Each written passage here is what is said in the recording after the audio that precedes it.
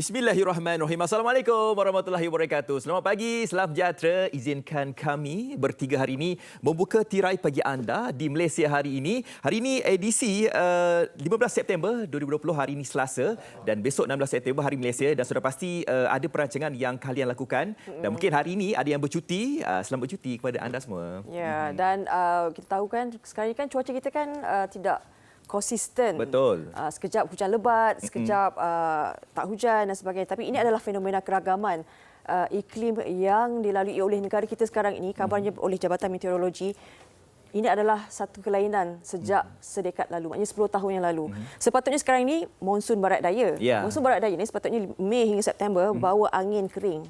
Sepatutnya tak hujan macam seperti mana kita lalui. Semalam kan satu hari sejuk kalau misalnya ada tempat-tempat tertentu yang hujan lebatnya. Jadi ini adalah satu kelainan sejak 10 tahun yang lalu. Ya, kelainan sejak 10 tahun yang lalu. 2020 ni sebenarnya macam-macam Macam-macam kan. Peralihan angin monsun dan sebagainya. Dan kalau anda yang mungkin bercadang nak pergi ke pulau, bulan 10 nanti, Oktober, dah tutup dah pulau. Dah tutup itu yang terakhir. Itu yang terakhir lah. Jadi kalau nak pergi pulau pun dalam bulan ni yang terakhir lah kan. Itu perancangan kalau anda nak ke pulau. Sebenarnya hari ini kita tidak berdua-duaan. Ya. Berdua-duaan. Tak boleh, kita tak boleh dua-duaan. Tak elok dipandang. Tak elok dipandang. Baik.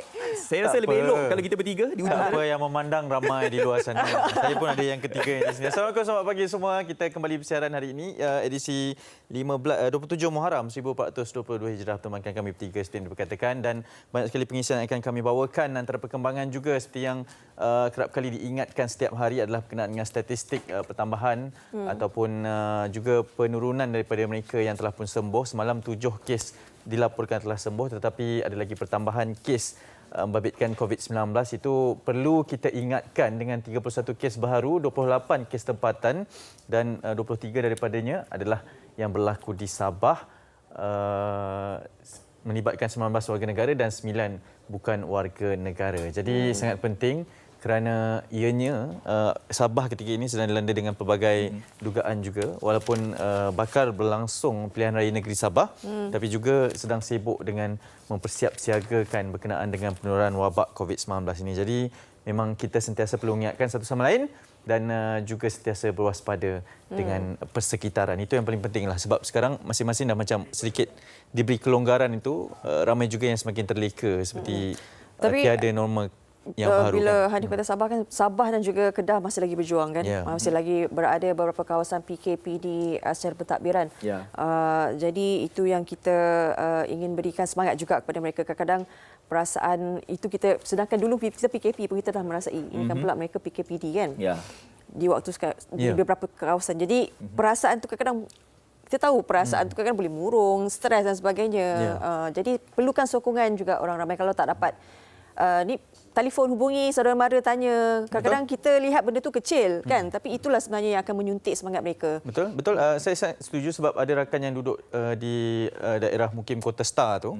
Semalam saya sempat berbual dengan beliau, mengatakan bahawa setiap hari bertanya telefon buat panggilan video dengan ahli keluarga yang berada di sana.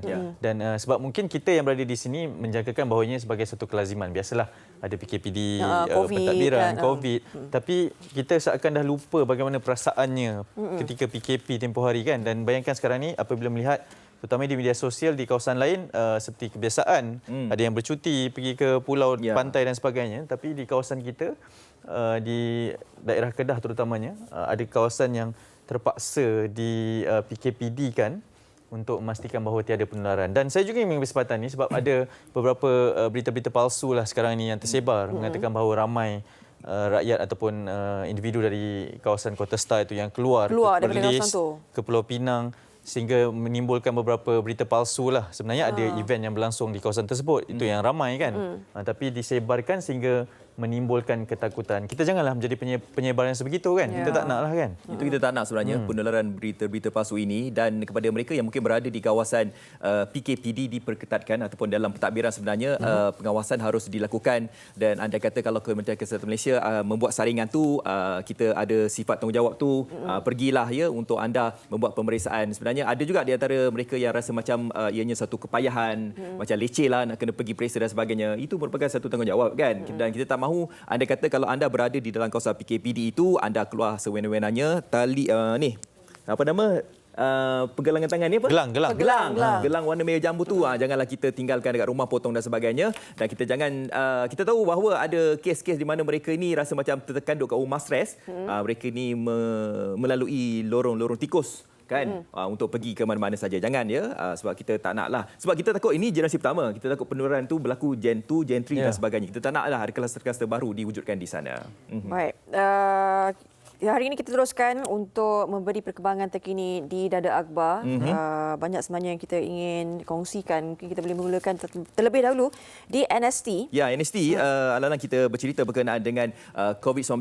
Ini dia di muka depannya, Elite Water Guards leap into action in October. Tetapi yang menjadi pilihan penerbit di muka surat 2, 5,402 people screened. Sabah sees a virus spike with 25 cases. 17 positive cases came from Benteng LD cluster, 8 of which are foreigners, says Health DG. Sabah yesterday recorded the highest number of new COVID-19 cases nationwide, with 25 of which 17 were from the Benteng LD cluster. Health Director General Tan Sri Dr. Noor Hisham Abdullah said that in total 31 new cases were recorded yesterday, with 28 local transmissions and 3 imported cases. Ya, Tan Sri Dr. Noor Hisham Abdullah mengumumkan 17 kes baru positif COVID-19 direkodkan sehingga 14 September daripada 5,402 individu disaring dalam kluster Benteng LD, dan ia terus menjadikan kes positif di Malaysia sebanyak 9,946 kes dengan kebolehjangkitan adalah sebanyak 615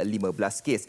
Dan yang menjadi pilihan penerbit juga di muka surat 3, Cops haul up 763 for floating RMCO SOP on Sunday. Police nabbed 763 people for violating the Recovery Movement Control Order RMCO Standard Operating Procedure SOP on Sunday, including 608 who patronized pubs and nightclubs and 27 others who attended private parties.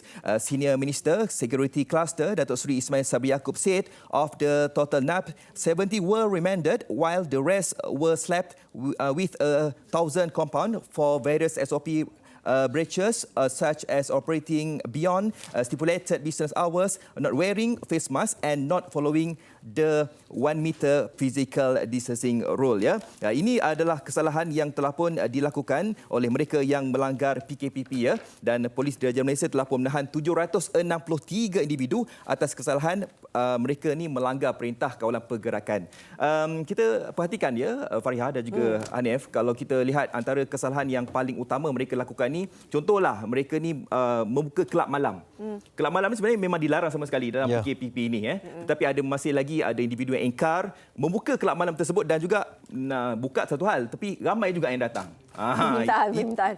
Semalam kata kalau kita tengok topik Harian Metro semalam kan, kemaruk nak berjoget. Itulah pasal kan. Nak berjoget. Jadi kita tak mahu andai kata anda semua yang mungkin nak berhibur dan sebagainya, ini bukan masanya. Ini bukan masa yang sesuai, dan kalau boleh tu kita ikutlah ya perintah yang telah pun dikeluarkan oleh Polis Diraja Malaysia. Dan kita ucapkan tahniah juga kepada pihak penguatkuasa, pihak polis sendiri kan, apabila banyak juga misi-misi dan juga operasi yang dijalankan untuk membantras segala jenayah yang dilakukan sepanjang musim PKP ini. PKPP.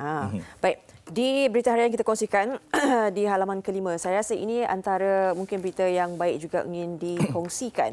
Selama ini kan kita dengar kalau pencemaran alam je macam siapa kita perlu rujuk. Perbincangan demi perbincangan dilakukan, tetapi akhirnya ini dia unit cegah jenayah alam sekitar mula operasi Oktober. Jadi unit cegah jenayah alam sekitar UCJAS ditubuhkan secara rasmi semalam, membabitkan kerjasama strategik di antara Kementerian Alam Sekitar dan Air serta Kementerian Dalam Negeri KDN.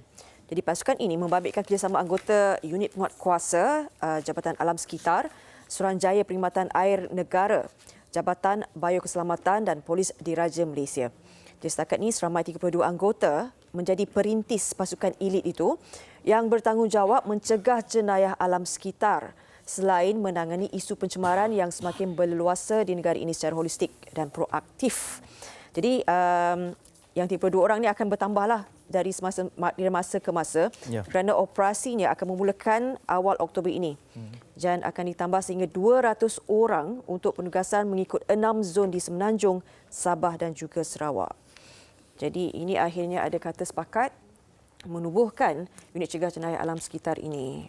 Jadi jaga-jaga selepas ini apa saja yang dilakukan mencemarkan alam sekitar, sudah ada unit elit, pasukan elit yang akan mengambil tindakan sewajarnya ke atas mereka yang tidak bertanggungjawab ini. Ya, ini rentetan juga dari perbincangan kalian semalam berkaitan dengan hak pengguna untuk melakukan sesuatu sekiranya berlaku sebarang masalah yang membabitkan alam sekitar sekali lagi. Okey, kita nak teruskan perkongsian. Ini di Harian Metro yang diperkatakan berkaitan dengan apa yang sedang berlaku dan masih lagi sedang melanda. Kita ke Kuala Terengganu berkaitan dengan air mata Mowgli Malaysia untuk kerbau, hawar berdarah jadi pembunuh di muka hadapannya, dan perinciannya diperincikan di halaman kedua dan ketiga berkaitan dengan hari sedih buat budak kerbau. Sejumlah 30 setakat semalam daripada 110 ternakan ditemui mati bergelimpangan, dan memetik kata adik Muhammad Syukur Khamis yang sekarang ini sudah berusia 15 tahun, ayah iaitu Khamis Jusoh yang paling sedih dengan kejadian ini.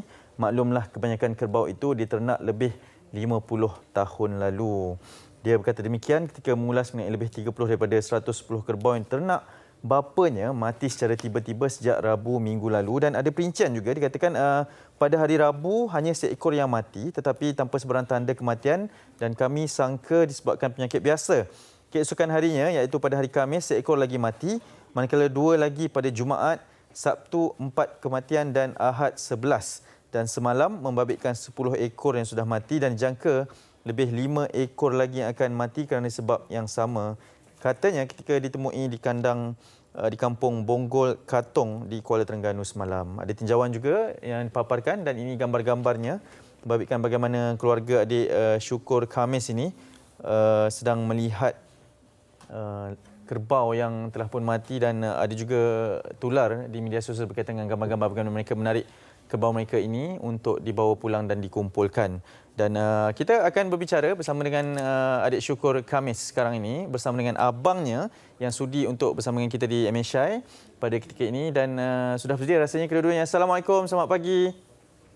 Waalaikumsalam. Ya, Alias dan juga Syukur, apa khabar kedua-duanya? Ya, saya baik, alhamdulillah. Okey, yang pertamanya mungkin kami juga seluruh Malaysia rasanya berduka dengan apa yang sedang melanda kalian sekeluarga pada ketika ini, dan mungkin pada pagi ini boleh terangkan sedikit tentang apa yang sedang berlaku di, kabarnya sekarang ini di kandang kan? Mungkin boleh tunjukkan seketika pemandangannya. Alias? Ya. Sekarang saya dengan Syukur dekat kandang, dan masih ada untuk pagi ni masih ada yang mati. Ni. Okey, ini yang terbaru. Ini yang terbaru. Ya. Jadi pada pagi ini setakat ini dah berapa ekor? Sekarang ni yang pagi ni dalam 6. 6 ekor. Yang kita paling sedih pagi ni yang menyentuh hati sikit, yang anak kecil ni menyusui ibu yang dah meninggal. Allah. Ini sedang berlaku sekarang ya. Ya. Ini yang latest ni. Okey. Anak kecil tapi Alias, okey. Macam mana boleh mula kalian sedar bahawa seekor demi seekor akhirnya tumbang dan mati? Macam mana kalian mula perasan? Atau sebelum ni memang dah nampak simptom pada kerbau yang bahawa mereka ni mempunyai penyakit? Sebelum ni tak ada. Pada hari Rabu tu seekor, jadi kita ingat biasa. Lepas tu kami pun ingat sebab yang kami tu ibu tu memang mengandung. Jadi kita ingat dia mungkin nak beranak sebab nak sulung kan. Sebab itulah. Jadi masuk hari Jumaat tu. Hari Jumaat 2 ekor tu kita dah nampak lain sikit. Kita tengok yang lain pun dia macam semua bernafas laju kuat. Jadi makin hari makin tu kita pun rujuk pada veterina. Doktor veterina turun buat postmortem, dia kata macam ada penyakit awal berdarah. Jadi kita pun dia pun ada bagi tahu kita nak vaksin pun dah tak boleh, jadi paksa itulah tengoklah mana-mana tu. Kalau sebelum ini berlaku kematian.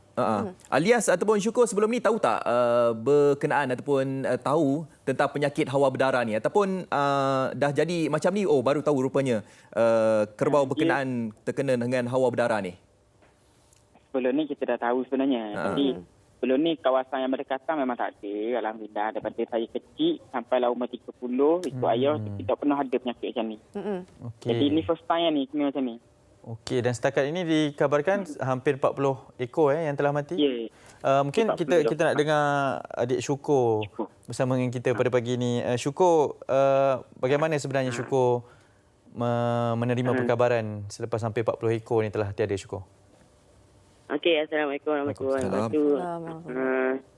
Yang tu rasa sedih juga sebab kerbau ni yang mati ni yang pemain seumur biasanya ada. Jadi syukur reda apa yang dah jadi lah. Syukur semek dengan Along lah? Semek dengan Along ada? Semek dengan Along, Alhamdulillah. Alhamdulillah setakat ni. Ini ya? Ini semek dengan Along. Oh, okey. Alhamdulillah setakat ni tak ada apa-apa. Baik. Maksudnya yang lain tu juga yang sentiasa Syukur main petang-petang lah? Main petang biasanya. Okey. Bila pakar veterina memberitahu bahawa mereka ini mengidapi penyakit hawa berdarah kan. Jadi tertanya tak apa puncanya, berapa cepat akan boleh merebak kepada yang lain? Dia sekarang ni kita pun tunggu keputusan daripada makmal sebenarnya sebab pihak veterina, doktor veterina sendiri kata dia suspek saja, tapi kita tunggu result daripada makmal lagi minggu lebih rasanya kot. Jadi dia banyak simptom, air, burung pun boleh jadi pembawa dia, itulah. Dia banyak. Syukur, sebelum ni kita tahu ramai orang kenal Syukur ni sebab apa? Sebab ambil gambar itu tempoh hari di mana tahun masa tu Syukur umur tak silap saya darjah 4 ke 5 tahun lepas tak silap saya, 10 tahun waktu ketika itu. Jadi kami semua dekat Malaysia ni tahu keakraban Syukur dan juga kerbau-kerbaunya. Tetapi apabila dah jadi macam ni Syukur, bagaimana perasaan Syukur? Adakah Syukur sedih sangat, nak tidur pun tak lena kan? Nak makan pun tak lalu makan. Bagaimana Syukur mengalami masalah ni? Syukur reda apa yang sudah jadi, maknanya tak apalah. Maknanya syukur reda apa yang sebab ni kan ada lagi yang lain, maknanya minta-minta dari yang masih hidup ni, hak lain ni minta-minta segar dan sihat lah. Dan aku minta kepada semua peminat-peminat Syukur buat solat ajak ke dan mendoakan supaya yang lain sihat. Jadi kerja-kerja untuk kebumikan yang lain tu dilakukan sendiri ataupun ada lain yang bantu? Biasanya kita menggunakan kes lah, maknanya kes menggalikan lubang maknanya. Lepas tu kita akan tarik dia dalam lubang dan kambuh lah. Ya, baik. Kita akan ikut macam pihak veterina bagi, dia ada bagi kapur untuk bakteria tu. Pada kita dah gali semua tu, kita akan tabur-kapur dulu. Bila kita tutup kubah tu baru kita tabur balik. Kita akan ikut apa yang veterina bagi tahu dan dia sarankan kita buat. Alias setakat ini sudah 40 angkanya. Bagaimana dengan keadaan kerbau-kerbau yang lain, Alias? Adakah risiko lain? Mungkin kita boleh tengok keadaan kerbau yang lain yang sihat seperti biasa sambil berjalan tu, boleh, Alias? Setakat ni kita tak ada nampak. Adalah seekor dua yang masih ada simptom, tapi yang ni yang paling sedih pagi ni. Sedang mencari ibunya. Anak dia. Mati yang ibu dia, anak baru. Okey. Jadi yang lain ni ada juga yang simptom-simptom nampak dia macam terbenung gitu, macam memang tak sihat lah. Ada gejalanya lah. Ada gejala dia, nampak gejala dia. Sebab itu hari pun masa kita buat postmortem, organ dalam dia semua rosak. Okey. Antara gejala kalau kita sebagai penonton kan, antara gejala yang Alias dan Syukur sendiri nampak kepada kerbau-kerbau ni lain daripada kebiasaannya, kalau boleh dikongsikan. Dia macam orang juga. Dia jadi macam murung. Hidung tu keluar ingu, lepas tu bernafas kat mulut. Okey. Dia ada bengkak mana-mana ke atau yang secara fizikal yang boleh nampak? Bengkak setakat ni tak ada. Tak ada. Cuma yang paling ketara, kalau time malam kita mari tu, kita dengar dia bernafas. Kuat. Okey. Jadi hidung dia pun berair, mulut dia pun tenganga keluar liur macam tu lah. Ya. Baik. Daripada Jabatan Perkhidmatan Veterina, saya pasti mereka telah pun menasihatkan agar kerbau-kerbau yang sihat ini diasingkan. Dan bagi Alias sendiri, bagaimana Alias lakukan? Adakah Alias memberikan sedikit, mungkin ada vitamin ke, yang kita manusia kan? Ada vitamin, ubat dan sebagainya. Bagi Alias sendiri bagaimana? Kita ada bagi air garang. Jadi untuk vaksin dah veterina kata dok mungkin buat masa ni dok sesuai lagi. Jadi kita cuba asingkan yang mana sihat dengan dok dan kita kuarantinkan kerbau ni kalau boleh. Kita memang dok lepas lah kalau boleh, tapi kadang-kadang tu miss juga. Kadang-kadang kerbau ni dok boleh dengan panas. Jadi dia akan langgar je pagar-pagar ni. Dia akan langgar je pagar-pagar ni untuk keluar pergi cari air untuk mandi. Okey. Baik, Alias dan Syukur, terima kasih banyak kerana sudi bersama kami. Mungkin Syukur boleh berikan sedikit pesanan dan kata-kata semangatlah, sebab satu Malaysia ni mendoakan kalian dan juga ternakannya ini. Mungkin boleh berikan sedikit ucapan. Syukur, silakan. Okey, saya mengucapkan terima kasih kepada peminat-peminat saya yang sentiasa mendoakan saya dan keluarga dan kerbau-kerbau saya. Dan saya minta semoga kerbau ni berakhirlah wabak ini. InsyaAllah. Baik, insyaAllah. Kita doakan juga. Terima kasih Alias, Syukur. Sama-sama. Ya, tabah menghadapi segala berita ini. InsyaAllah. Baik. Assalamualaikum. Assalamualaikum. Jaga diri ya. Assalamualaikum. Salam keluarga ya. InsyaAllah. Baik. Baik.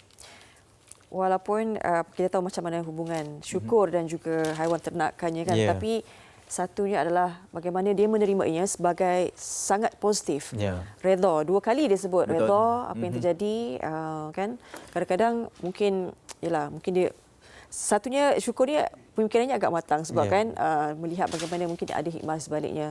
Wabak ini hawa berdarah ni mungkin kita pun pertama kali dengar kan, sebab kebiasaannya ia menyerang haiwan ternakan kan, seperti kambing, lembu dan kerbau. Tapi yang paling senang adalah kerbau lah untuk mendapat wabak ini.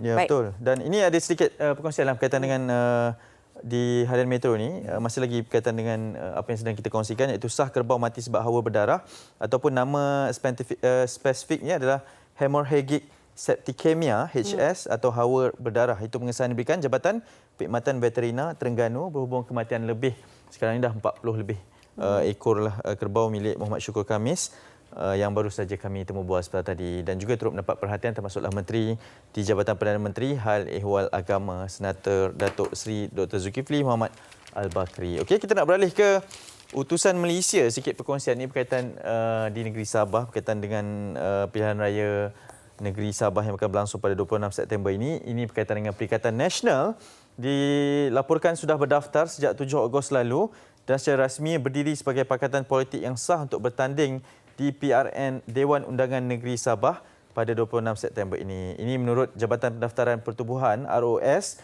Dalam satu kenyataan, pakatan politik itu telah diluluskan di bawah kategori politik selaras dengan peruntukan Akta Pertubuhan 1966, Akta 355. Manakala sijil pendaftaran dengan nombor pendaftarannya sudah dikeluarkan dan ditandatangani oleh pendaftar pertubuhan. Jadi ini menjawab kepada segala persoalan yang dibangkitkan menjelang pilihan raya negeri di DUN Sabah pada 26 September ini. Okey, itu sikit perkongsian daripada keempat-empat akhbar yang telah pun dipilih oleh penerbit pada pagi ini. Dan sebenarnya kita akan perkongsian. Sebenarnya kita akan berehat. Nanti kita nak bawakan juga satu pengisian yang agak menarik. Kata dia ni barisan hadapan tetapi mempunyai satu misi yang sangat istimewa, perkongsian dengan rakyat Malaysia kan. Nanti awak lah. Sama-sama lah. Sama-sama nanti. Ya, akan ke negeri Sarawak pula berkaitan dengan apa yang dilakukan oleh barisan hadapan, termasuklah dengan tugas hakikinya. Tapi kita berehat seketika, teruskan bersama kami di Malaysia hari ini.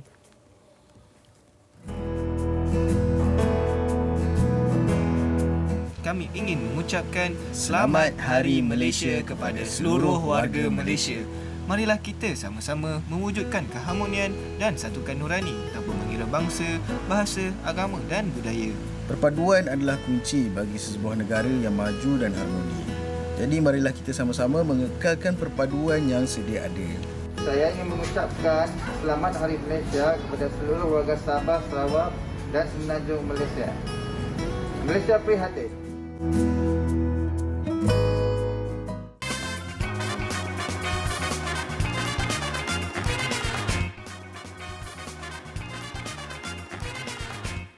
Okey, kembali bersama kami di Malaysia hari ini dan pastinya ini edisi 15 September. Besok merupakan hari sambutan bagaimana penubuhan Malaysia pada 16 September. Tapi kita juga ingin mewar-warakan berkaitan dengan esok juga adalah sambutan kepada Hari Angkatan Tentera Malaysia yang juga bakal sambut sempena dengan sama tarikhnya dengan Hari Malaysia yang ke-87 pada hari esok.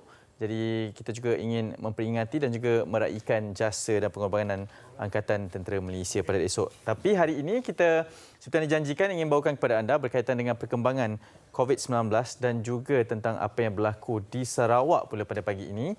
Dan bersama dengan kami di temu bual secara panggilan video adalah salah seorang personaliti media sosial yang pada ketika ini memegang ataupun memakai topi sebagai antara barisan hadapan juga, iaitu Zamin Saini atau lebih dikenali sebagai Ngek Sai bersama kita pada pagi ini, iaitu seorang juru teknologi makmal perubatan dari Sarawak, Kuching. Selamat pagi Ngek Sai. Selamat pagi Malaysia hari ini. Ya, apa khabar? Alhamdulillah sihat. Ya, yang pertamanya terima kasih kerana sudi bersama dengan kami. Mungkin sebagai permulaannya kalau boleh dikongsikan keadaan di Sarawak pada ketika ini, apatah lagi anda adalah salah seorang petugas barisan hadapan pada ketika ini. Setakat ni dekat Sarawak dia seperti negeri lain lah, saya boleh cakap macam tu. Sebab kita rakyat masih alert dan masih mengamalkan norma baru kehidupan, iaitu penjagaan sosial dan seperti itulah.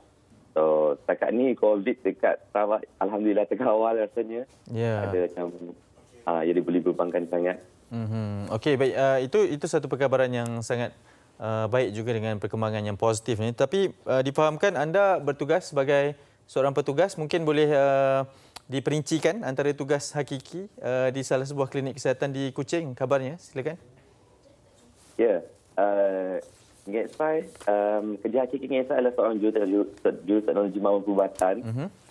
Tugas Ngek Sai adalah untuk buat test di mana kita nak confirmkan sama ada pesakit tu dia positif COVID ataupun tak. Ya. Jadi dalam menjalankan tugas tu memang kita berdepan dengan benda yang berpotensi untuk dijangkiti lah. Jadi setiap prosedur kena diekod macam tu untuk mengelakkan benda macam tu menjangkiti kita dan orang yang kita sayangi. Ya. Saya juga turut bersama dengan rakan setugas Farhia dan juga Fazli sini masih lagi berada di seberang sana. Okey, nak tanya juga hari ini bercuti ya? Ini cuti. Okey, Ngek Sai, sebab kita tengok juga video-video yang tular yang Ngek Sai buat. Maknanya Ngek Sai walaupun sebagai barisan hadapan, tetapi anda juga menyampaikan mesej terhadap perpaduan kan rakyat Malaysia sendiri. Jadi bagaimana Ngek Sai mengambil langkah inilah, tanggungjawab ini sebagai rakyat Malaysia, kerana kita tahu anda segelintir rakyat Malaysia yang mahu melakukan mesej sebegini. Okey. Salah satu advantage ataupun kelebihan yang Ngek Sai ada sekarang adalah sebagai seorang, selain daripada seorang sejawat awam, Ngek Sai mempunyai satu platform yang agak luas lah, especially di bumi sendiri di Sarawak. Jadi Ngek Sai mengambil kesempatan dan kelebihan tu gunakan sebaik yang mungkin lah. Ngek Sai memilih untuk memberi mesej-mesej yang perpaduan. Sebab bagi Ngek Sai, perbezaan harus diraikan. Bukan dibandingkan ataupun dibuat benda yang kita tak, yang boleh memecahkan perpaduan. Nah, bagi Ngek Sai, perbezaan adalah satu benda yang mesti diraikan, satu keindahan. Sebab itulah Malaysia adalah sebuah negara yang sangat best lah, aku bilang kau. Jadi, macam Ngek Sai gunakan platform tu sebagai satu platform untuk menyampaikan mesej yang baik kepada netizen lah, lebih kepada macam tu lah. Itu tujuannya kalau kita ni mempunyai followers yang ramai. Itu tujuannya kan. Janganlah kita ada followers ramai kan. Kita ni buat benda bukan kan. Takutlah followers kita ikut dan sebagainya. Nak tahu juga sepanjang menjadi frontliners ni, nak tahu juga mungkin ada pengalaman yang mungkin di sebalik sisi lain kita lihat macam kepayahan frontliner berada dekat depan kan, macam Ngek Sai sendiri. Ada ke pengalaman yang mungkin nak kongsikan bersama dengan kami, pengalaman yang mungkin melucukan ke, pengalaman yang mungkin tidak dapat dilupakan mendebarkan ke ketika mula ke PKP itu kan? Dia macam dia ada satu persepsi apabila you sebagai seorang frontliner kan. Apabila I tak pasti macam mana dengan frontliner yang lain, tapi macam I ada sedikit dikenali di sini kan. Jadi bila I keluar kadang-kadang diorang semua macam satu pengalaman yang saya rasa macam dihargai lah. Dia macam rakyat dia sentiasa memandang tinggi kepada golongan frontliner ni, di mana apabila saya pergi ke mana-mana pun saya lebih dihargai sekarang ni daripada apa yang saya buat melalui video saya.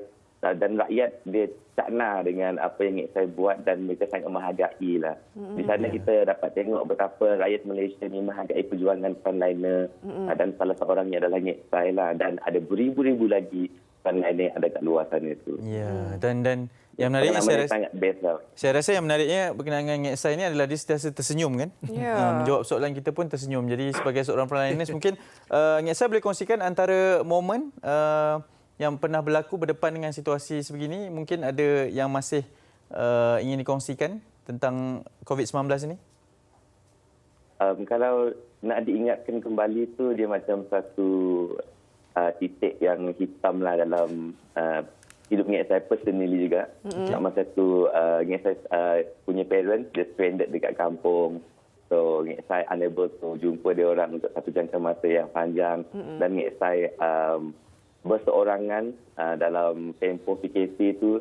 Dalam masa yang sama kita pun ketakutan juga nak pergi bekerja, tapi tanggungjawab kita dah di sana, so kita mesti jalankan tanggungjawab. Sebab nak memutuskan rantaian COVID tu. Jadi itu antara yang saya actually saya tak suka nak ingat benda tu balik lah. Saya rasa benda tu macam titik hitam. Tapi kalau saya tengok daripada sudut yang positif, dia macam mengajar kita sesuatu. Mengajar kita secara peribadi lebih menghargai apa yang ada di sekeliling kita. Apa yang kita tak hargai sebelum ni, di mana macam kebebasan macam tu, sekarang kita dah lebih menghargai lagi. Dan apabila benda ni semua dah tak ada, dah selesai nanti, saya harap Ngek Sai dan semua rakyat Malaysia pun akan tahu apa yang kita perlu hargai sepatutnya, macam masa untuk dengan keluarga, dengan kawan-kawan. Benda macam tu kita dia bila masa je boleh kena tarik balik. Macam itulah. Okay, Ngek Sai, kita nak bagi peluang pada Ngek Sai sebab esok kan Hari Malaysia kan. Jadi bagi ucapan untuk Hari Malaysia dalam bahasa Sarawak. Bahasa Sarawak. Saya hebat patut kalau cakap Sarawak ni. Okey. Okey. Hai. Ngek Sai kat sini, jangan lupa subscribe YouTube. Dan Ngek Sai nak mengucapkan kepada semua rakyat Malaysia selamat Hari Malaysia. Ingat, perbezaan kita adalah untuk diraikan. Bukan dalam bahasa Sarawak tu. Itulah. Perbezaan kita adalah untuk diraikan, bukannya untuk dibanding-banding atau dibezakan. Maka rasa beruntunglah kita orang, rasa bertuahlah kita orang apabila kita orang menjadi salah seorang daripada rakyat Malaysia. Dan selamat Hari Malaysia. Zamin Saini. Apa maksud Ngek Sai tu sebenarnya? Masa tu Ngek Sai just create something lah. Macam Ngek tu dia macam satu word dalam dialek Sarawak. Dia macam kalau you panggil kawan best friend you ke macam tu, Ngek macam tu. Dia boleh. Ngek. Jadi saya boleh panggil Fariha dengan Fazli Ngek jugalah. Comelnya.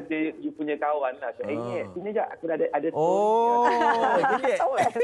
Ngek Fat, Ngek Far. Saya tu Ngek Sai punya ayah. Yelah, saya ni kan. Ngek Sai letak nama Ngek Sai sendiri kat sana. Baik. Okey. Terima kasih banyak-banyak kerana studio bersama kami. Terima kasih, Ngek Sai. Sama-sama, terima kasih juga Malaysia hari ini. Selamat Hari Malaysia. Selamat Hari Malaysia juga. Okey. Itu dia Zamin Saini ataupun Ngek Sai. Jadi itu satu pembelajaran baru yang kita boleh belajar.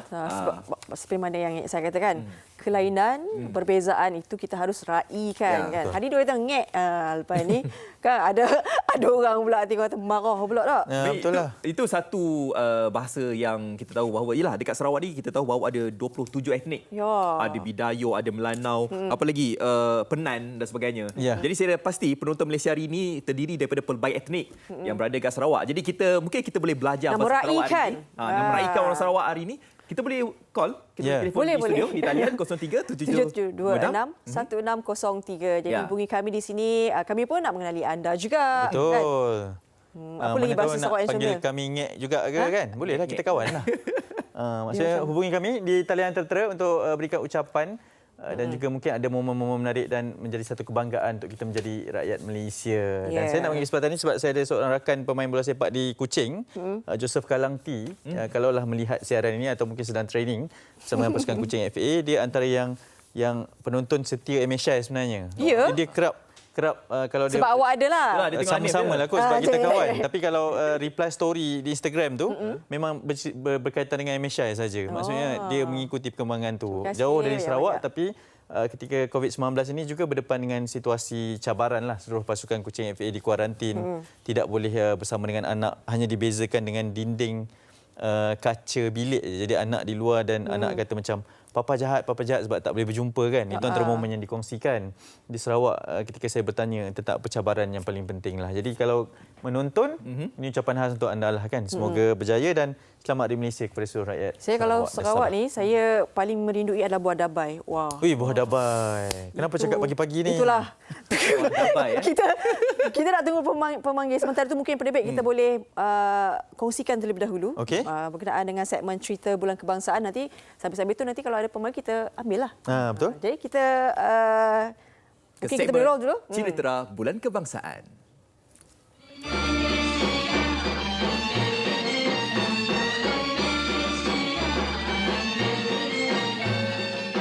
Datuk Panglima pergi membawa. Baik.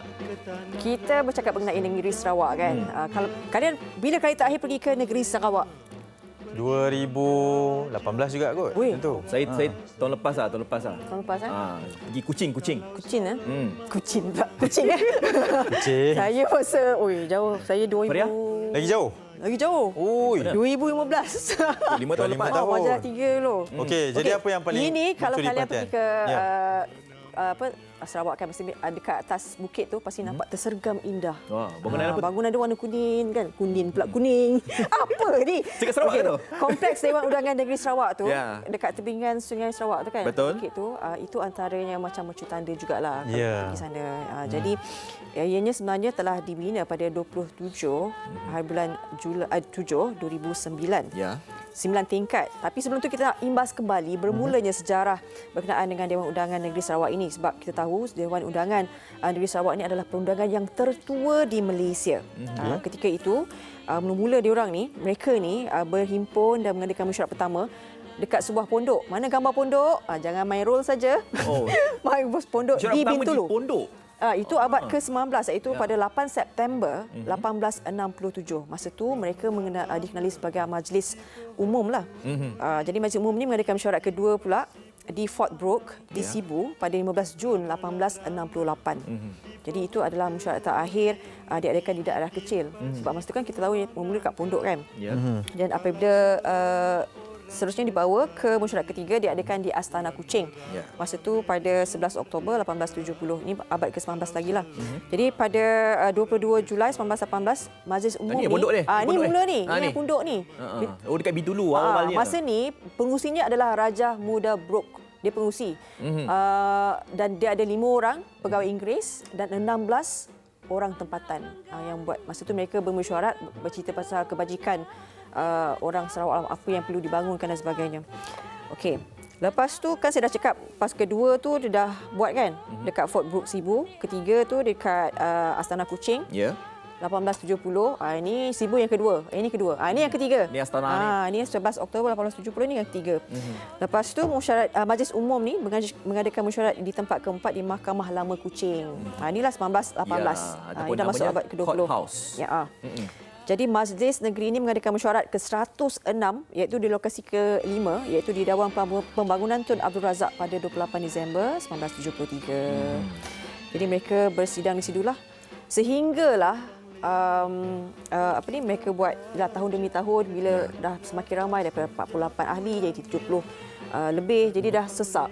Bila sesak, mereka memikirkan bahawa perlunya ada bangunan yang gah lah, yang boleh memuatkan jumlah yang banyak. Jadi itu yang mereka buat bangunan 9 tingkat yang dekat atas bukit tu, dekat tebing Sungai Sarawak. Jadi dia boleh menampung 108 dun, 108 ahli dun dan pembiayai kemudahan pejabat persendirian.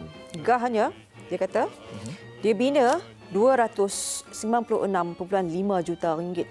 Wah, maknanya pada waktu tersebut 300 juta. tu lah. Dia kos pembinaan ni membabitkan jugalah segi banner dia kan. Elemen kebudayaan warisan Sarawak dan sistem automatik yang ada dalam bangunan tu. Cantiknya. Cantik. Dia punya bumbung ni tu memang menarik perhatian juga ni. Bumbung ni kan? Ni macam dia berbentuk apa? Terendak. Orang panggil terendak lah. Tahu tak Hanif? Ngek. Hanif tahu? Tak tahu terendak tu. Terendak tu. Bentuk macam itulah yang bumbung dia tu. Okey. Menarik juga. Macam tu jawab tunjuk kat saya. Jadi dia ciri seni kontemporari yang indah, latar belakang Malaysia, reka bentuk tu lah. Ya. Kalau kita lihat kan, kalau corak dia dan sebagainya, kita lihat dia jauh nampak seni binanya.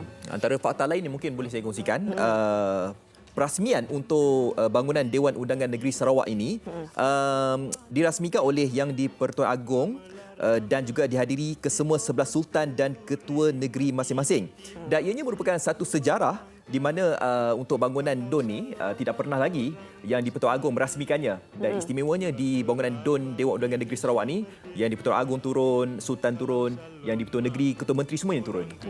Itu istimewanya bangunan ni. Sebab kita tahu Dewan Undangan Negeri Sarawak adalah yang tertua. Jadi Betul. itu bagaimana menghargai dan memberi penghormatan. Baik, sambil-sambil tu kita boleh juga menyapa pemanggil hari ini. Ya. Hello. Joseph Kelanti ke? Hello. Assalamualaikum. Kesalam. Wan Alina. Malaysia. Ya saya. Selamat pagi. Selamat dari Malaysia. Okey, Wan Alina orang Sarawak ke?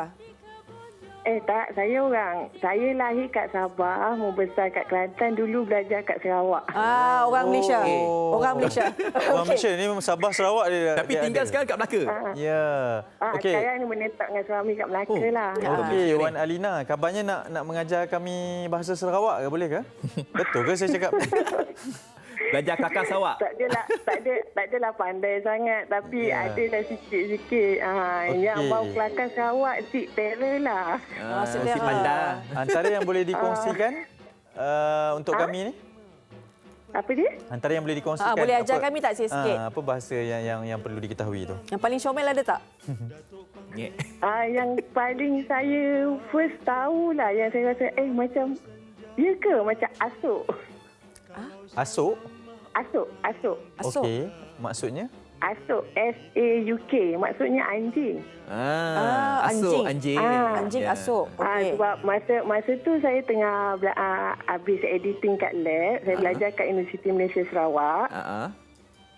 Saya balik pukul 2 pagi. Kerja asuk tu. Kawan saya Sarawak 2 orang. Dengan Fini dengan Deborah. Masa tu saya dengar dah asuk tu daripada jauh. Tu saya kata, kenapa ni macam ada hantu ke apa kan? Lepas tu kawan saya kata, okey sekarang duduk.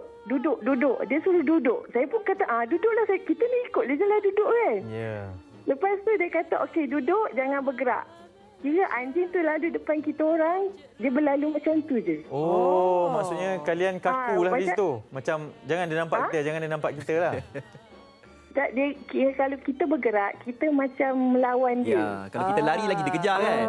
Itu taktiknya. Kawan saya yang Sarawak tu kata lain kali kalau nampak anjing buat macam tak tahu, sebab dia dapat tahu kita takut. Okey, apa yang kita kena bertenang. Apa yang Wan merindui tentang Sarawak?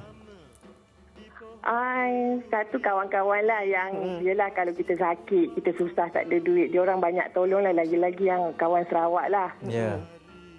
Tanya raya tak balik, dia orang ajak pergi beraya kat rumah dia orang bermalam. Okey. So, lepas tu satu yang first paling rindu makanan dia. Laksa Sarawak lah. Laksa Sarawak, laksa Sarawak. Lambuyat lah. Lepas tu lambuyat tu dia ada jugalah kat sana. Lepas tu lagi umai.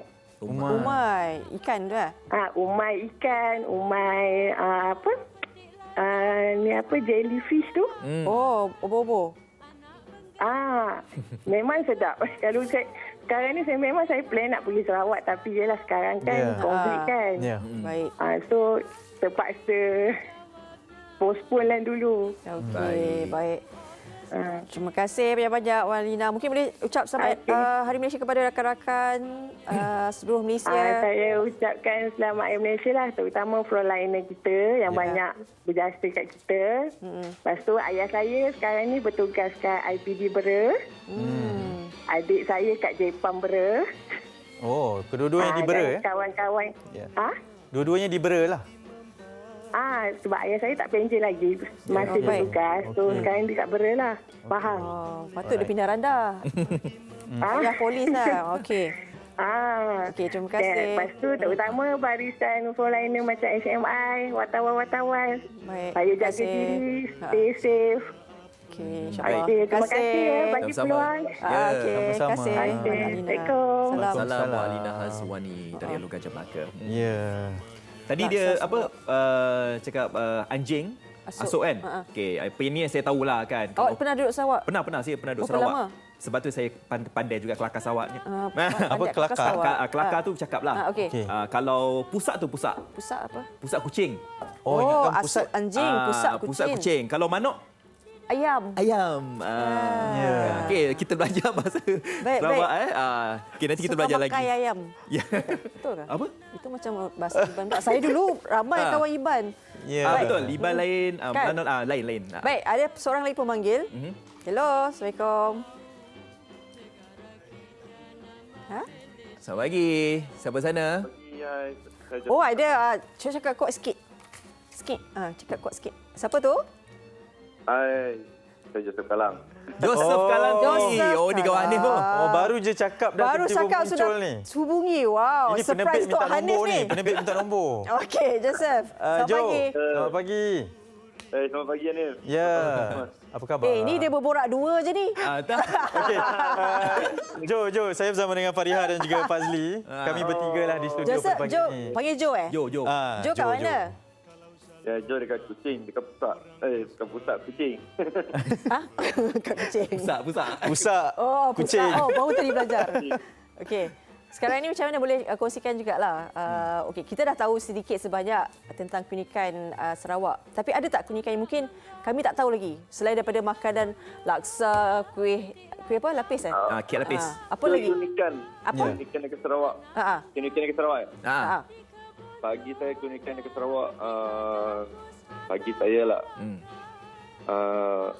Kehidupan dia, kehidupan perpaduan apabila setiap kaum boleh kongsi satu meja, berduduk, lepak, minum, makan apa semua.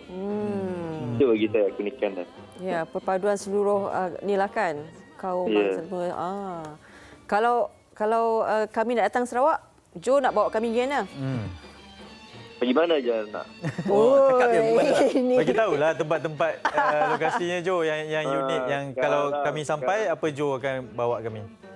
Sekarang mestinya kalau nak pergi, yang penting kita mesti kenakan laksa Sarawak dulu. Okey. Laksa Sarawak, lepas tu makan mi kolok.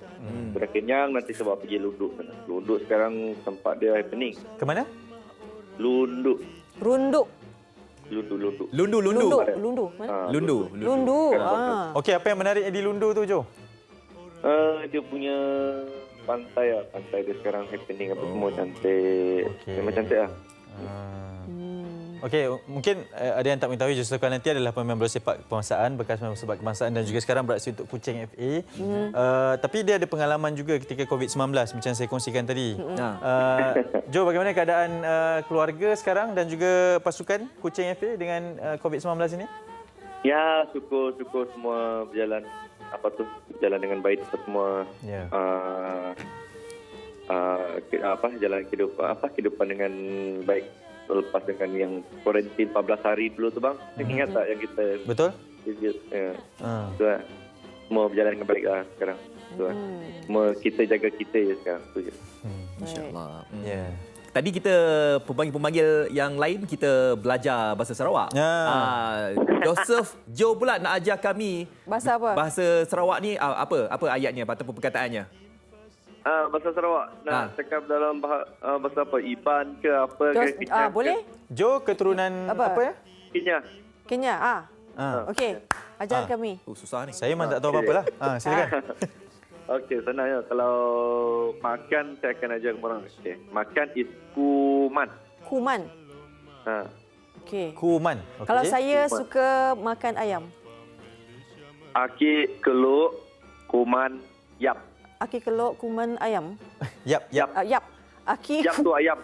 Aki kelok kuman yap. Kuman yap. Kelok kuman yap. Ya. Awak dari tadi nak makan ayam je. Lapor. Pergi dah ayam tu. Itulah. Tadi belajar manuk apa semua. Asuk mana boleh makan. Okey, Jo, mungkin yang terakhirnya. Makan, tak boleh. Jo, yang terakhirnya mungkin besok kita akan menyambut hari ulang tahun penubuhan Malaysia, 16 September dan ya, betul. Mungkin Jo boleh memberi ucapan sedikit dalam dialek Jo tersendiri untuk dipahami oleh seluruh rakyat Sarawak. Okey. Kami Pelangti ingin mengucapkan selamat Hari Malaysia dengan seluruh warga Malaysia. Hari Malaysia lebih makna apabila kita hidup berpaduan. Paling penting, terima kasih dengan frontliner kita semua berlumur selama MCO dulu apa semua selama dengan Tok Victor apa semua. So paling penting ikut SOP yang telah disediakan oleh kerajaan. Kita jaga kita, semoga kita dapat perang COVID ini bersama-sama. Itu saja. Ya, insyaAllah. Ini saya faham Jo, mana dialek Kenyang gaduh. Oh, sama. Takut yang tak faham nanti. Sarawak faham, tak apa. Okey, baik. terima kasih Jo. Okey, terima kasih. Jaga diri apa semua. Sama-sama. Jaga diri Joseph. Nanti PM tepi dengan Hanif. Baik. Berapa lama persahabatan kalian berdua? Oh, sejak dia bermain untuk pasukan Selangor. Kalau dia main Sarawak dulu, kita macam tak rapat sangat sebab musuh kan. Dia main Selangor. Saya jadi peminat dia lah. Jadi barulah kita berkenalan. Baik. Dia kelakar orangnya. Kelakar? Tapi macam saya? malu-malu kucing sikit. Malu-malu pusat. Malu-malu? Malu-malu pusat. Asuk pusat manuk. Okay. Ya. Okey, ini dia kita nak warakan untuk anda semua sepanjang bulan Januari sehingga Mei 2020 jumlah kes demam denggi 6 kali ganda lebih tinggi daripada jumlah kes COVID-19 ya. Justeru itu, ketika kita ni berjaga-jaga dengan ancaman bahaya pandemik COVID-19, kita juga perlu menitik beratkan penjagaan diri dari wabak demam denggi ini. Ya. Kalau kita dapati ada simptom-simptom, gejala-gejala, kalau kita demam ke, kita rasa macam tak selesa badan dan sebagainya, pergilah untuk berjumpa dengan doktor. Sebab kita takut bukan sahaja COVID-19 ini, takutlah kena demam denggi. Sebab demam denggi ini, kalau ikutkan statistik dekat sini, lebih 6 kali ganda lebih tinggi daripada COVID-19. Jadi bersama kita melawan denggi. Jom Faria, bersama kita melawan denggi. Shift talk. Nampak tak? Hanif buat ni? Buat sekali. Buat 3 sekali. Sama kita melawan denggi. Ya. Dia kalau geram Okey, kita nak berhenti seketika. Sebentar lagi kita nak bersama juga dengan hari ini kita nak bercerita banyak tentang Sarawak. Kat Sarawak ni kita terkenal contohnya macam tadi Joseph Kalanti, pemain bola sepak, kawan Hanif. Kawan saya mungkin sedang lihat Dayang Nur Faizah. Wow. Saya Dayang Nur Faizah. Tengah tengok sekarang ni. Terima kasih Dayang. Saya supaya sebelum tu kita nak kongsikan dulu bingkisan ini tentang kawan bukan kawan saya baru nak berkenalan jadi kawan rakyat Malaysia lah. Kawan rakyat Malaysia. Ini berkenaan dengan Datuk Tun Awang Safi. Kalau dengar nama dia siapa tak kenal. Kan pelakon fashion yang gah hasil dan dia mengangkat juga martabat seni halus Sarawak kan. Ya, dan kita ingin kongsikan satu perkongsian berkaitan dengan kebanggaan rakyat Sarawak dan juga Malaysia, dan kita bersama dengan wartawan Faris Hafifi.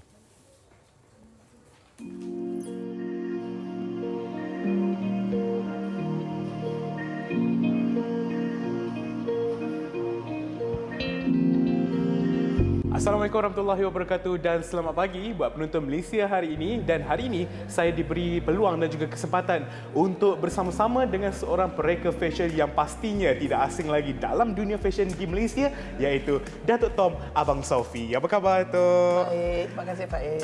Okey. Mungkin secara umumnya daripada dahulu kan Datuk memang dah terlibat dalam dunia fashion dah lama kan. Dan untuk pengetahuan anda, hari ini Datuk juga memakai satu pakaian yang istimewa. Mungkin Datuk nak terangkan dulu? Oh ya, saya hari ini print saya baru yang saya cetak di atas kain velvet, dan ini inspirasinya daripada komuniti Iban daripada Sarawak dan juga orang Ulu yang selalu menggunakan manit untuk membuatkan hiasan rumah, dan ini daripada hiasan untuk baby carrier untuk membawakan baby-baby di belakang dia. Okey, okey. Dan untuk pengetahuan anda juga, setelah kira-kira daripada 1985 Datuk sebagai Peringkat Fashion dan sekarang ini beliau dilantik sebagai pengerusi lembaga di Balai Seni Visual Negara. Mungkin Datuk boleh kongsikan bagaimana peredaran daripada seorang Peringkat Fashion kepada lembaga pengarah di sini ni. Sebab banyak orang menyebutkannya like art, fashion dan muzik tak boleh dipisahkan ya. Jadi fashion dengan art ni memang satu yang berganding sama. Baik, kami akan membawa anda antara kita kata koleksi-koleksi lukisan yang ada di Balai Seni Visual Negara ini dan sama-sama itu kita nak mengenali lebih Datuk Tom Abang Sofi. Jom, silakan Datuk. Ya.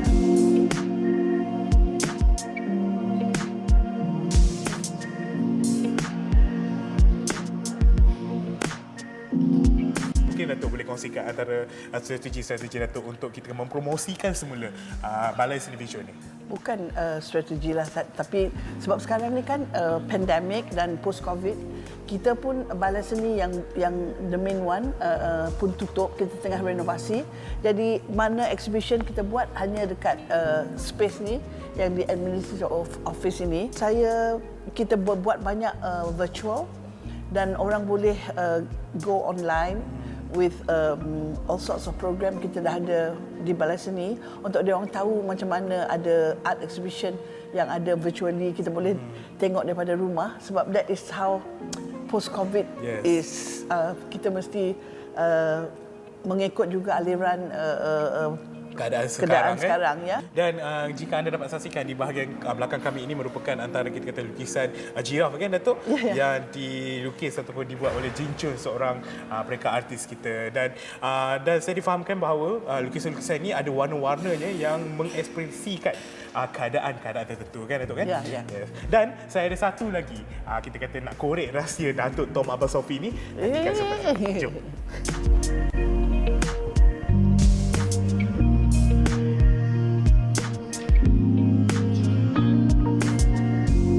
Baik, kami beralih pula ke sebahagian tempat di dalam Balai Seni Visual Negara ini. Dan jika anda dapat saksikan, inilah antara kita kata lukisan gajah ya Datuk kan? Dan difahamkan juga ini disebabkan habitat mereka terancam dan kisah di sebaliknya gajah ini keluar untuk mencari makan kan Datuk kan? Ya, ini yang pelukisnya Muhammad Syazwan Jusoh dan dia menggunakan visual gajah. Sebab gajah kita di negara ni pun semua dah keluar daripada habitat mereka sebab tak cukup makanan. Jadi sebab itulah dia orang mengacaukan farm ataupun kebun-kebun yang orang di luar pada rimba kan. Betul. Dan jika anda ikuti Instagram Datuk Tom Abang Sofi ni, Datuk Tom seorang yang suka merantau, suka melancong dan sebagainya. Mungkin itu juga antara Datuk Tom untuk dapatkan idea-idea untuk memperolehi desain-desain tersendiri. Ya, memang. Tapi saya memang inspirasi saya daripada heritage saya sendiri, that is mostly Malaysian. Tapi juga sebab saya dilahirkan di Sarawak dan di Kuching, sebab seni di sana pun visually senang nak get inspired. Jadi saya banyak menggunakan inspirasi daripada Sarawak dulu. Lepas tu baru saya akan pergi lagi ke tempat lain lah.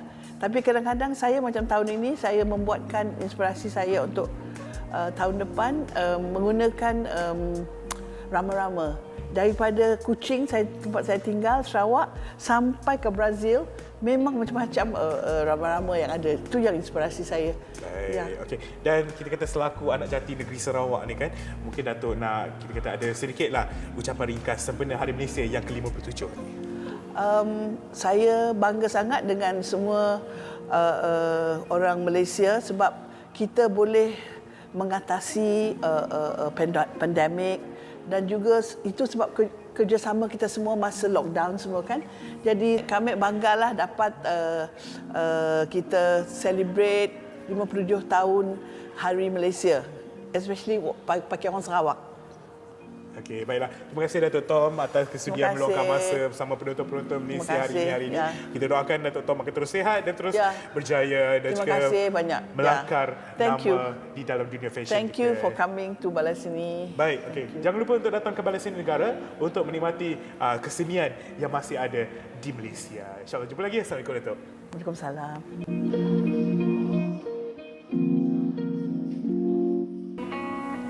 Sempena meraihkan Hari Malaysia. MHI membawakan pengisian istimewa. Pesona suara Genius Seni Choir. Pesan nasihat Raja Tromba. Duduk seorang bersempit-sempitan. Duduk ramai berlapang-lapangan. Makna yang cukup dalam. Kelitah Mak Dan dan anaknya. Dan berkayuh dari Seri Pentas ke Taman Tasik Perdana. Secara langsung ya, hari Rabu ini di MHI TV3.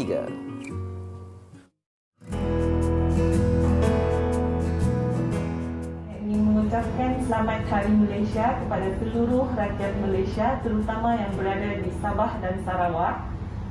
Perjuangan kita masih belum selesai, kita jaga kita. Stay safe everyone. Pada penonton MHI, saya Muhammad Fahan Izzat. Saya Muhammad Amin. Ingin mengucapkan Selamat Hari Malaysia. Khasnya semua warga pendidik. Semoga kalian bersemangat untuk mendidik dan menanam semangat patriotisme dalam kalangan pelajar, terutamanya di gelombang COVID-19.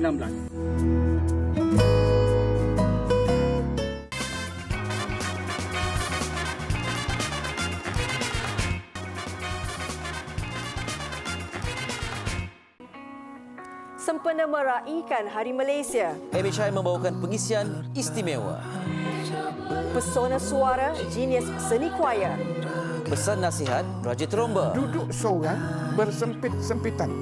Duduk ramai berlapang-lapangan. Makna yang cukup dalam. Kelitah Mak Dan dan anaknya. Dan berkayuh dari Seri Pentas ke Taman Tasik Perdana. Secara langsung ya, hari Rabu ini di MHI TV3. Baik. Terima kasih bersama kami. Saya lagi di MHI dan kali ini kita nak bercakap berkenaan dengan ini satu yang perlu kita buka mata, peranan yang cukup besar kepada negara tahun demi tahun, bagaimana dianya menjadi penghubung utama. Kalau kita nak pergi balik kampung dan sebagainya, inilah dia kita bercakap berkenaan dengan PLUS Malaysia Berhad.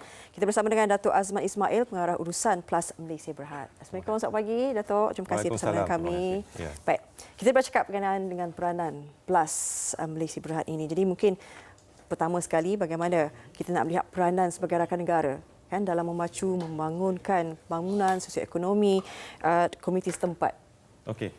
Pertama sekali terima kasih beri peluang untuk saya datang untuk memberi sedikit penerangan tentang peranan PLUS Malaysia Berhad dalam melakukan tugasan kami sebagai rakan negara.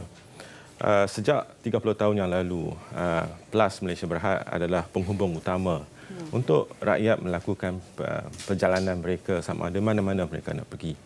Sama ada sektor dalam sektor pengangkutan, sektor pelancongan, sektor perubatan ataupun manufacturing. Mereka pihak PLUS ada menyediakan adalah penyedia utama dari segi menghubungkan mereka. Dari segi di mana pihak PLUS dapat memainkan peranan sebagai rakan negara, di mana lokasi di mana kami mengadakan interchange, banyak-banyak jaringan ataupun lebuhraya PLUS ini melalui tempat-tempat baru. Seperti sebagai contoh di mana masuknya tempat-tempat baru, kita akan memberi pembangunan jadi pemangkin kepada pembangunan di kawasan setempat. Sebagai contoh, saya pergi kawasan Paguh.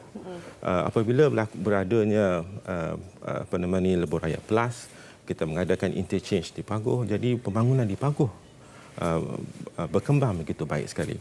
Contohnya, sebagai contoh, Bandar Sarjana Putra.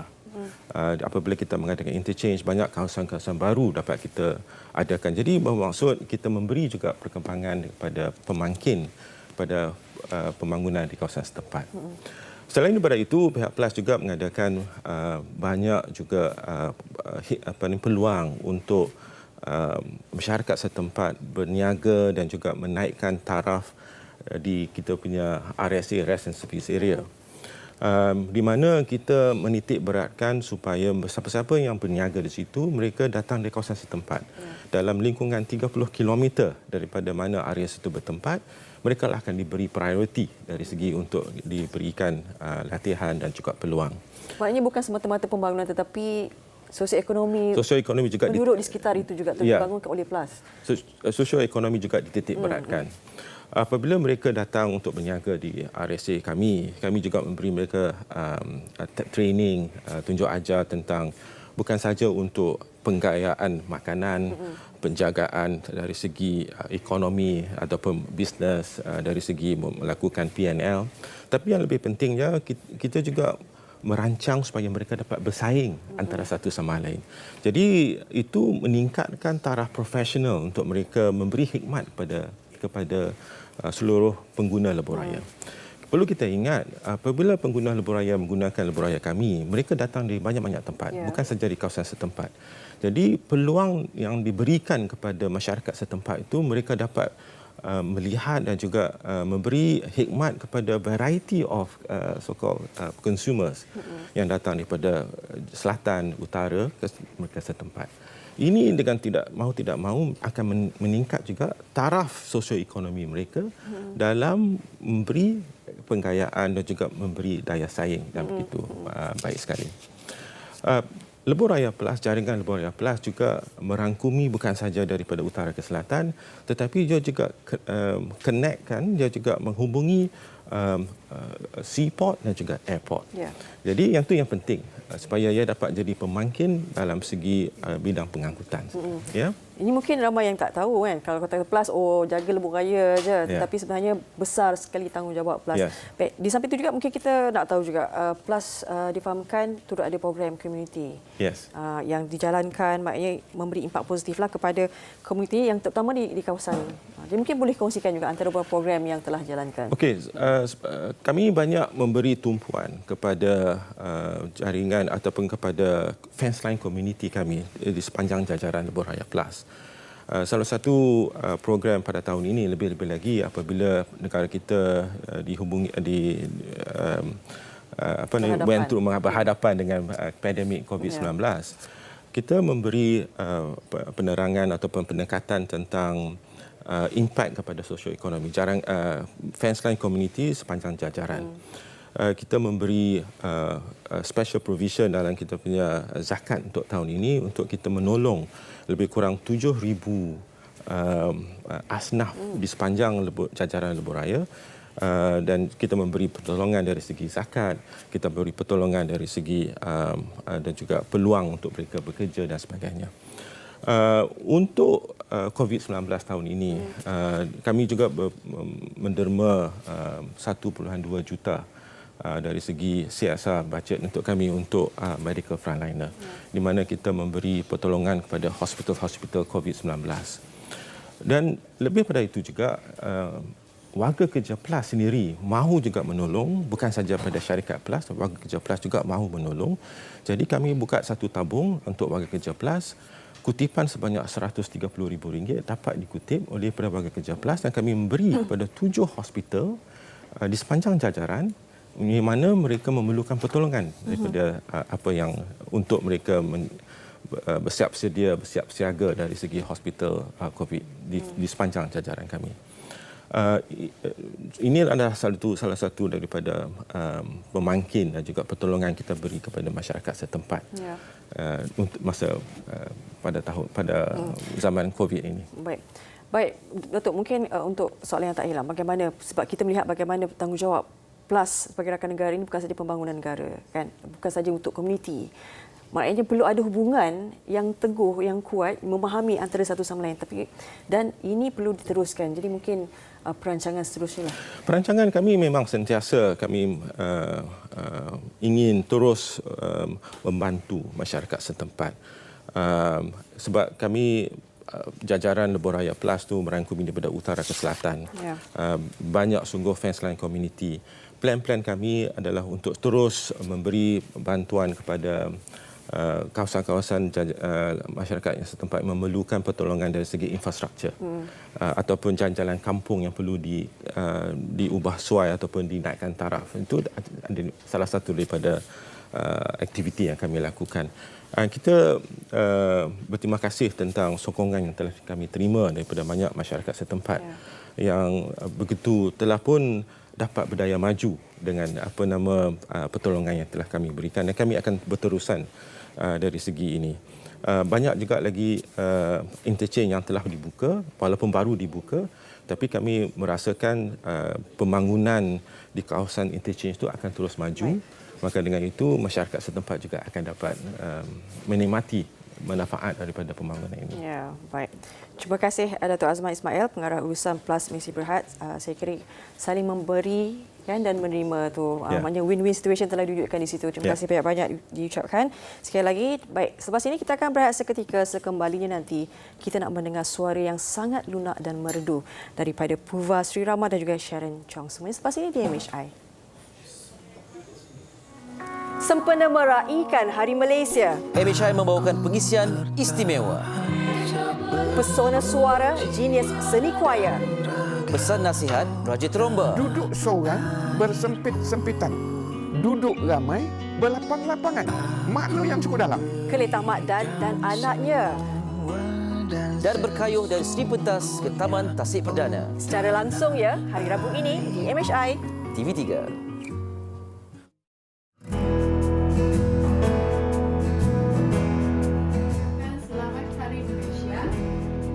Keluarga yang berada di Sabah dan Sarawak, kita jaga kita mesti menang. Kita pasti menang.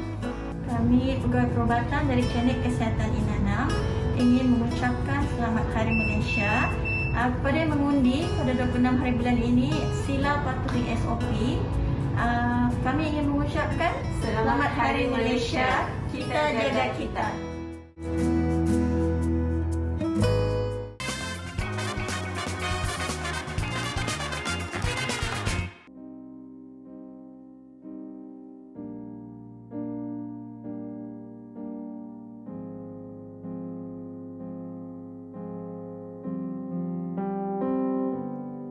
Di sini lahirnya sebuah cinta yang murni abadi sejati. Di sini tersemai cita-cita bercambah menjadi warisan.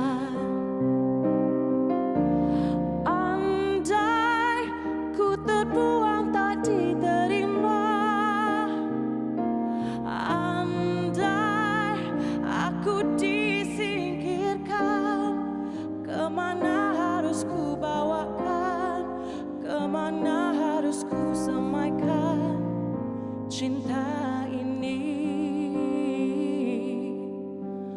Betapa di bumi ini ku melangkah, ke utara, selatan, timur dan barat ku jejaki. Aku bukanlah seorang perwira gagah menghunus senjata, namun hati rela berjuang walau dengan cara sendiri. Demi cinta ini ku ingin kotakkan 1000 janji sepanjang kedewasaan ini. Ku ingin sampaikan pesanan, akulah penyambung warisan.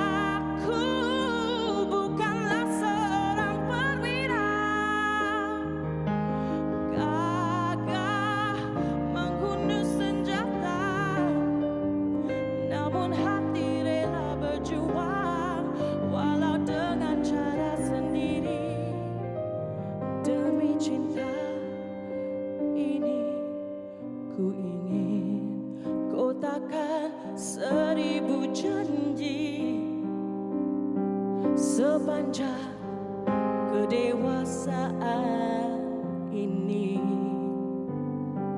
Ku ingin sampaikan pesanan,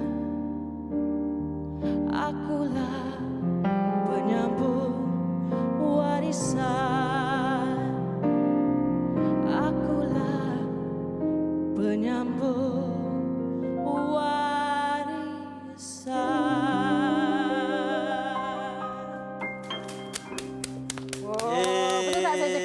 merdu, lunak.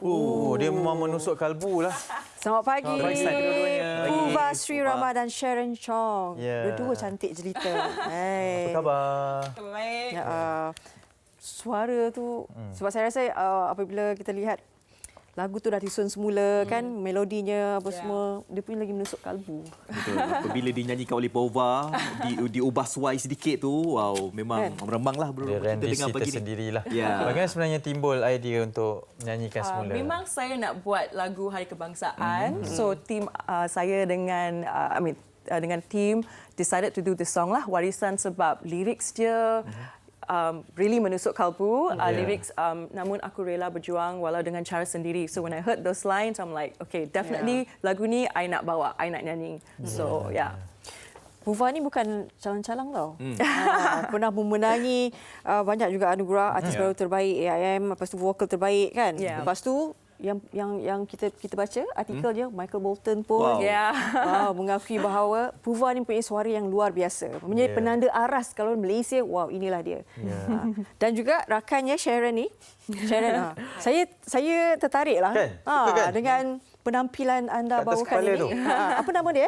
Yang ini adalah topi khas suku kaum dari Sarawak, orang Ulu. Orang Ulu. Ya. Tapi saya dari Sabah. Apa yang membuatkan Sharon terpaut hati untuk menjadikan ini sebagai aksesori penampilan? Saya memang suka pakai aksesori atau headdress dari suku kaum dari Sabah dan Sarawak sebab I'm a very proud Bornean. Yang ini pun is dari Sarawak juga. Ini rantai dari suku kaum Lun Bawang. Also orang Hulu. Yang ini, my friend told me, kebanyakan orang Kenyah yang pakai topi ini. Tapi memang dari tribe of orang Ulu dari Sarawak. Untuk menyemarakkan lagi Hari Malaysia esok kan? Yes. Kita pakai topi. Tapi mas setiap persembahan pakai ni? Persembahan saya pernah pakai itu seperti begini masa saya main untuk artis dari Malaysia juga, dia penyanyi berbahasa Cina. Kita main dekat Taiwan. Saya pakai macam ni. Dengan bangganya kan untuk mempersembahkan. Okey, kolaborasi ini seperti yang kita saksikan di video klip ini. Bagaimana, siapa yang pinang siapa ni untuk bersama atau memang sebelum ni memang dah biasa bersama-sama? Kita dah kawan dah lama.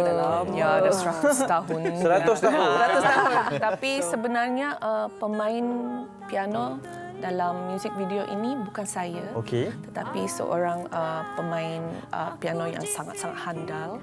Saya sangat berbangga dapat miming atau acting piano dalam video ni. Lepas tu dapat membawa lagu ni secara live dengan Puva. Dalam banyak-banyak lagu patriotik kan, atau banyak kan, kenapa agaknya Warisan yang dipilih oleh Puva sendiri? Itu lagu Sudirman dan klasik. Lagu ni memang klasik. So sebab dia on a personal level, lagu ni it touched my heart. So I rasa I nak bawakan, tapi dia punya music tu I nak macam slow and like more orchestral, So especially after MCO kan, susah untuk kita sebagai seorang artis sangat susah. So masa kesusahan tu saya rasa lagu ni memang appropriate lah Jadi bila dibawakan lagu ni kan, bagaimana respon orang ramai? Oh, respon was good. I think a lot of people, especially diorang yang luar negeri, macam dia dengar lagu ni dia macam, oh my god, I miss my country kan. And they want to come back to tanah air, but unfortunately tak boleh. So memang diorang feel lebih sikit lah. Itulah lagu kan, miss the Malaysia. Kenapa awak feel sampai begitu? Ada lagi tak lagu-lagu selain daripada Warisan? Mungkin Puva ada juga beberapa lagu patriotik yang mungkin akan rasanya next project ke? Okay, next project ialah lagu single pertama saya, single Melayu pertama saya, berjudul Karya. Nanti kalau Karya keluar, I come here and sing lah. Okay, boleh. Jumpa ni ya, manager. Jumpa yang depan ni. Dia yang bertanggungjawab membawa semua bakat-bakat ke sini. Silakan. Lagu ni di-compose oleh Omar K dan Shazi. So memang going all out lah. So excited untuk lagu single pertama saya. Bila tu agaknya? I think Oktober. Tak lama lagi. Sharon, sedikit perkembangan Sharon pula? Saya akan terus bersama-sama Puva mungkin. Kolaborasi bersama Puva lagi ke? Oh, kita selalu sama-sama. Kalau ada hubungan 1 dekad tau. Ya. So bila-bila Puva ada peluang, dia akan panggil saya. Apa pun kami cukup berbangga dengan apa yang Puva lakukan ini. Memang sebenarnya satu lagi nafas baru tetapi untuk generasi baru kan? Betul. Baik. Terima kasih banyak-banyak Puva dan juga Sharon. Terima kasih. Terima kasih banyak-banyak. Baik, kita dah sampai ke penjuru rancangan. Besok hari istimewa untuk kita. Hari Malaysia. Jadi MHI akan bawakan episod istimewa juga sempena dengan 16 September. Ya, betul. Kita akan berkayuh juga. Dan tengok saya dengan Hanif berkayuh esok. Dan ramai lagi rakan-rakan. Fariha join lah sekali. Beli basikal malam ni. Siapa Fariha boleh berlari. Okey, teruskan bersama kami di Malaysia hari ini. Terima kasih kerana sudi bersama kami juga pada pagi ini. Kita jumpa lagi esok insya-Allah. Assalamualaikum. Bye. Abadi sejati di sini tersemai cita-cita bercambah menjadi warisan. Andai ku terbuang tak diterima,